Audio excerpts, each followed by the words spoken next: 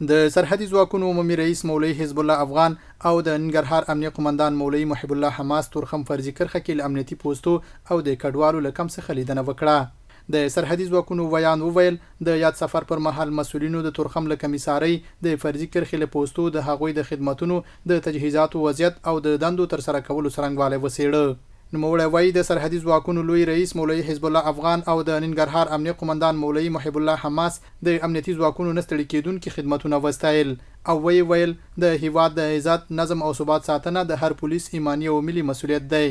هر څوک چې په صداقت او اخلاص سره دنده تر سره کوي د خپل ولس د ویاړ دروازې خوندي ساتي. یا سفر کې د شاغلي افغان ملتیا د ننګرهار ولایت امنیه قومندان الحاج مولوي محب الله حماس صاحب او د سرحدي پولیسو پوځي مرستیال مولوي عبدالمنان حسن صاحب کوله.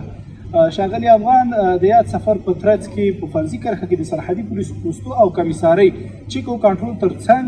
مهاجرینو ته ښه راغلاست وویل. نوموړی زیاتوي د دغه سفر په ترڅ کې دواړو مسؤلینو د تورخم د مهاجرینو له موقتي استوګنځایونو او د ثبت مرکزي دفترونو څخه هم لیدنه وکړه او مسؤلینو ته د مهاجرینو مشکلاتو ته رسیدګۍ په شکل لازم هدایت ورکړ. د یادونې وړ ده چې تېره ورځ د تورخم دروازه د پاکستاني لوري له طرف نه صرف د مهاجرینو پر مخ پرانیستل شوې ده. په پای کې دواړو مشرانو د پولیسو ټولو منصوبینو د ستاینې ترڅنګ د لا ښه نظم ګډ کار او د دندو دقیق اجرا سپارښتنې وکړې او ټینګار وکړ چې د نظام ساتنه یوازې یوه دنده نه بلکې د ایمان، وجدان او ملي غیرت وجیبه ده.